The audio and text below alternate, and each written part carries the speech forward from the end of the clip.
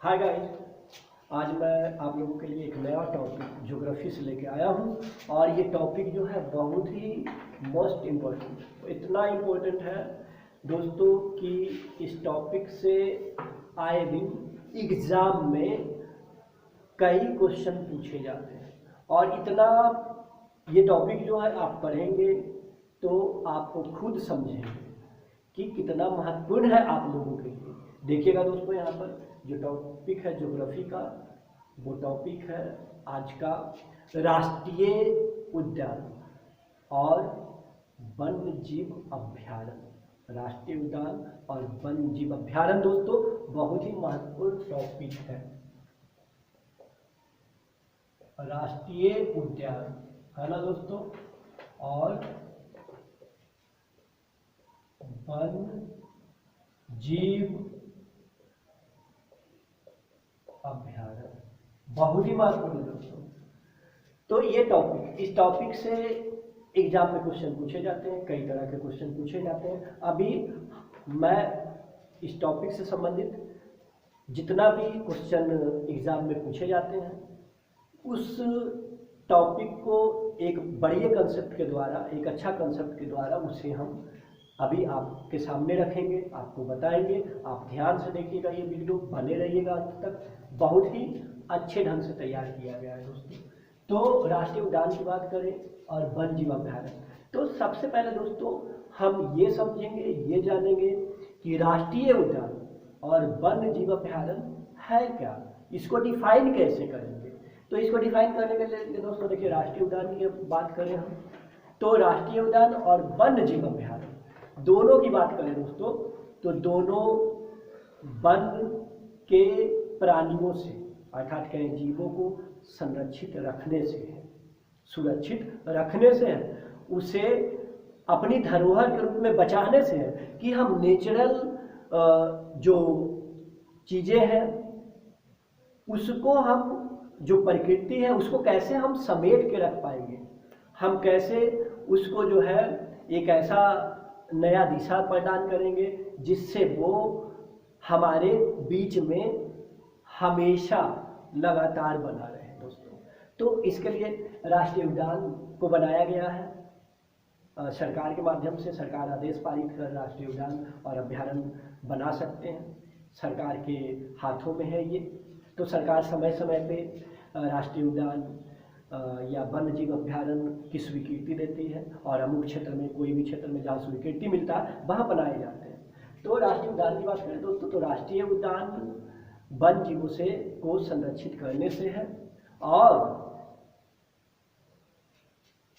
वन्य जीव को संरक्षित करने से अभ्यारण्य भी है दोस्तों। लेकिन दोनों में बेसिक अंतर यही है कि जहाँ राष्ट्रीय उद्यान में वहाँ के जीवों या चराई करना, पेड़ पौधों को नुकसान पहुंचाना, वन जीवों को नुकसान पहुंचाना, या वहाँ पे एकदम फुल्ली रूप से वर्जित है दोस्तों।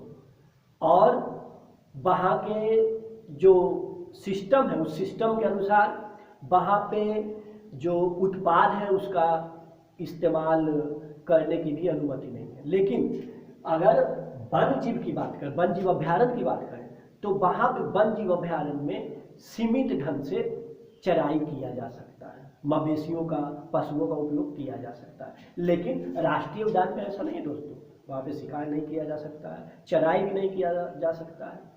लेकिन वन्य जीव अभ्यारण्य में मवेशियों का सीमित रूप में उपयोग कर सकते हैं, चराई सीमित रूप में अनुमति से किया जा सकता है। ये बेसिक अंतर है दोस्तों। एक और अंतर बताते हैं दोस्तों कि जो अभ्यारण्य है वो राष्ट्रीय उद्यान में परिणत हो सकते हैं, लेकिन जो राष्ट्रीय उद्यान है वो अभ्यारण्य में परिणत नहीं हो सकते हैं। तो कभी कभी अंतर भी आता है दोस्तों। एकदम लॉन्ग टाइप का क्वेश्चन आपको मिलेगा ऑब्जेक्टिव क्वेश्चन में ही लॉन्ग डाल देता है, एकदम इस प्रकार से जो बताते हैं एक वो अंतर डाल देता है, 4 ऑप्शन दे के, 4 ऑप्शन दे के वहाँ पे डाल देता है दोस्तों ABCD करके, और 4 ऑप्शन देने के बाद जो डालता है वो तो आप देख ही चुके हैं। तो बहुत ही महत्वपूर्ण है दोस्तों ये टॉपिक। अब आगे बढ़ेंगे दोस्तों, तो सबसे पहले ये जानेंगे कि जो नेशनल पार्क है भारत में या अभ्यारण्य है वो कहाँ कहाँ है, उससे संबंधित क्वेश्चन पूछा जाता है। तो सबसे पहले अगर शुरुआत कर रहे हैं तो पहला नेशनल पार्क से शुरुआत करें। लेकिन उससे पहले दोस्तों हम ये जानेंगे कि भारत में अब तक कितने नेशनल पार्क हैं, अर्थात कितने राष्ट्रीय उद्यान हैं।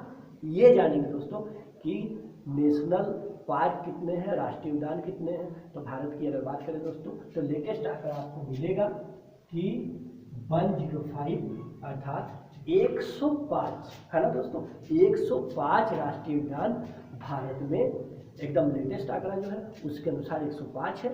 और अगर अभ्यारण्य की बात करें दोस्तों तो 531 अभ्यारण्य, एक दो इधर उधर हो सकता है क्योंकि सब जगह अलग अलग आंकड़ा दिए जाते हैं, लेकिन अप्रोक्स आंकड़ा मान के चलिए कि 105 जो है दोस्तों, 105 राष्ट्रीय उद्यान है दोस्तों भारत में।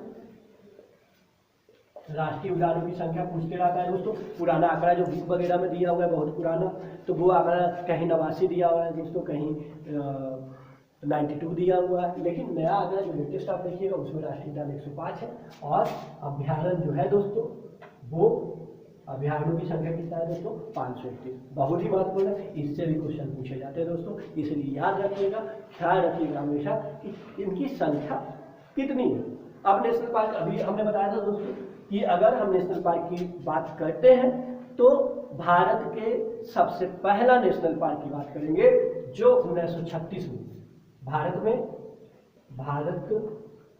सबसे पहला नेशनल पार्क है ना दोस्तों, सबसे पहला नेशनल पार्क है ना, नेशनल पार्क है ना दोस्तों, राष्ट्रीय पार्क कौन था दोस्तों, तो जिम कॉर्बेट है ना दोस्तों, जिम कॉर्बेट बहुत ही महत्वपूर्ण है दोस्तों, जिम कॉर्बेट है ना दोस्तों, Jim Corbett national park Bharat का पहला नेशनल पार्क, पहला राष्ट्रीय उद्यान जो दोस्तों 1936 में बना, बहुत ही महत्वपूर्ण है दोस्तों, ये एकदम बहुत ही महत्वपूर्ण है। अगर नेशनल पार्क की बात करें तो ये नेशनल पार्क एकदम पूछता है एग्जाम में, तो ये ध्यान रखिएगा दोस्तों, मोस्ट इम्पोर्टेंट क्वेश्चन है दोस्तों, बहुत ही वीवीआई क्वेश्चन है दोस्तों।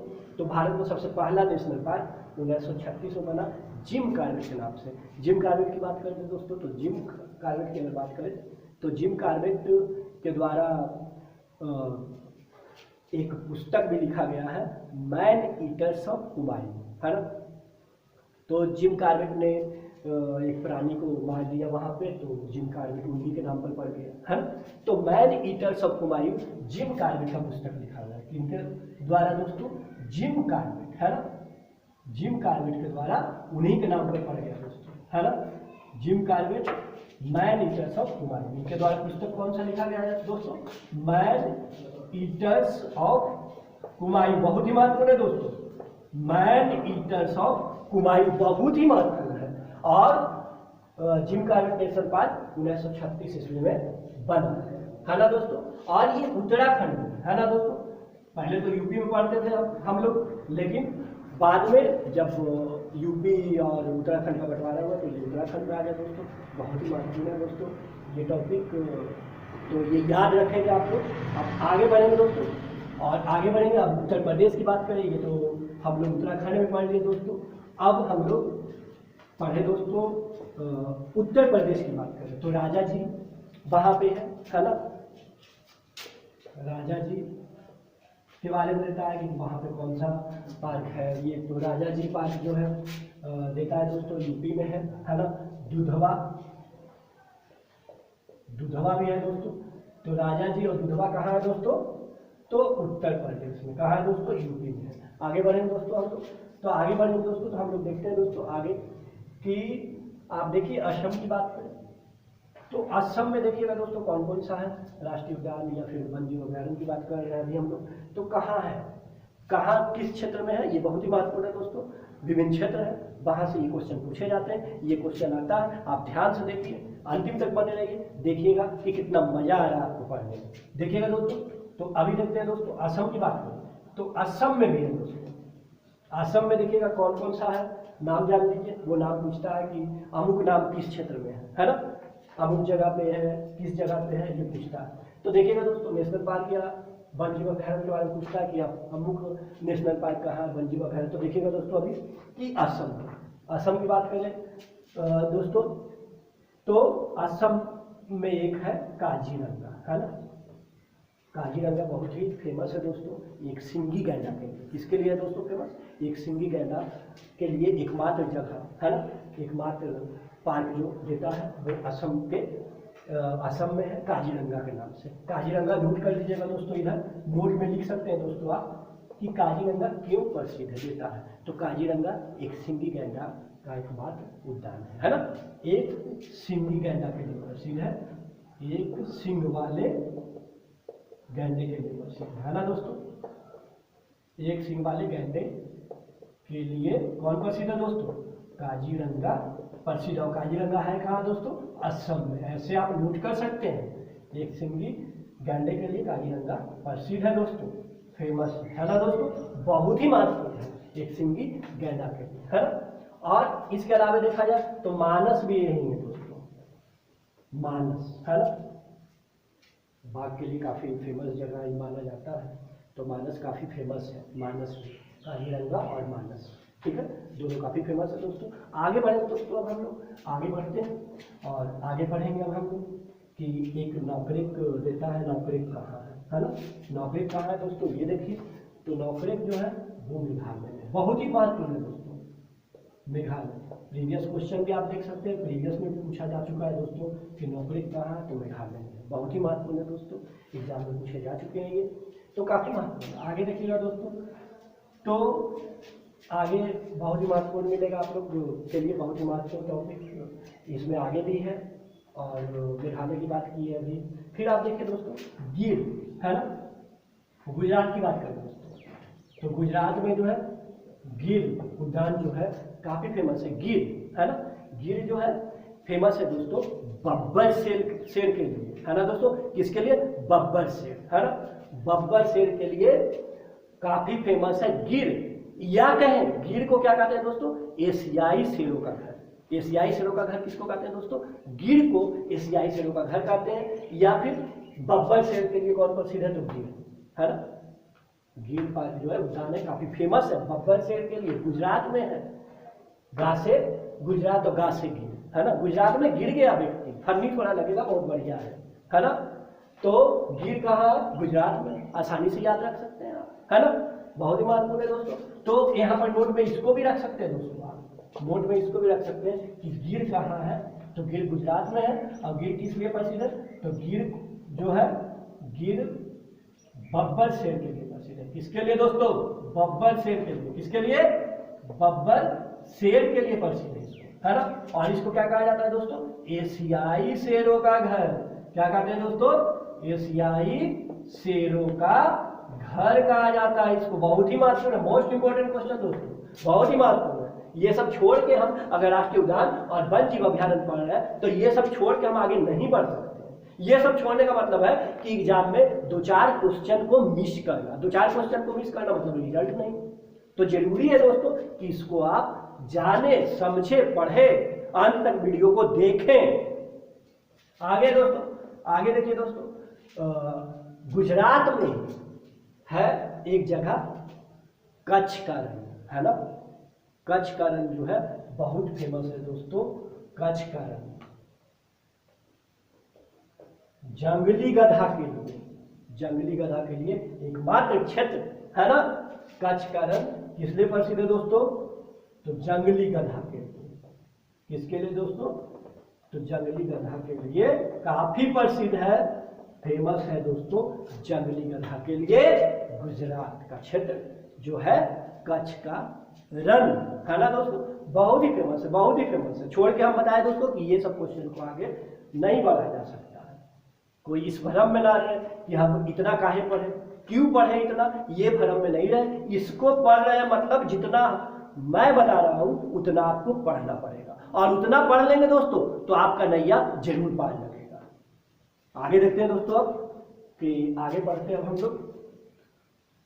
राजस्थान में आते हैं दोस्तों। राजस्थान में 3-4 जगह है, नेशनल पार्क है जो काफी फेमस है राजस्थान का।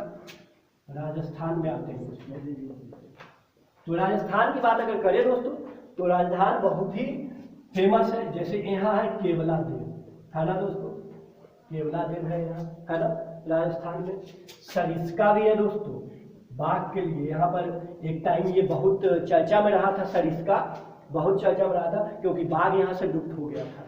तो काफी महत्वपूर्ण है दोस्तों सरिस्का, केवलादेव काफी महत्वपूर्ण है। उसके बाद यहाँ पर ही है रणथंभौर, है ना दोस्तों, रणथंभौर, रणथंभौर है ना, काफी फेमस है दोस्तों।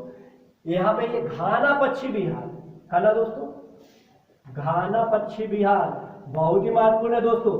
वैसे मैं पहले भी बता चुका हूं कि जो मैं बता रहा हूं वो महत्वपूर्ण है, महत्वपूर्ण होगा ही, नहीं होने का कोई बात नहीं है। घाना पक्षी विहार बहुत ही महत्वपूर्ण है।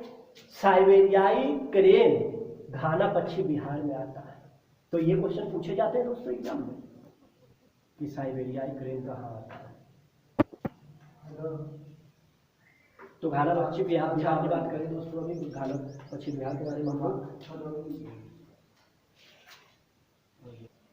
तो घाना पक्षी विहार काफी महत्वपूर्ण था। एशियाई जो सारस है दोस्तों, क्रेन है, उसके लिए काफ़ी फेमस क्वेश्चन आते हैं। आज के लिए इतना है दोस्तों। अब नेक्स्ट वीडियो में आप इससे संबंधित टॉपिक देखेंगे, पार्ट 2 जब आएगा तो उसमें आप और अच्छे ढंग से देखेंगे। तब तक के लिए धन्यवाद।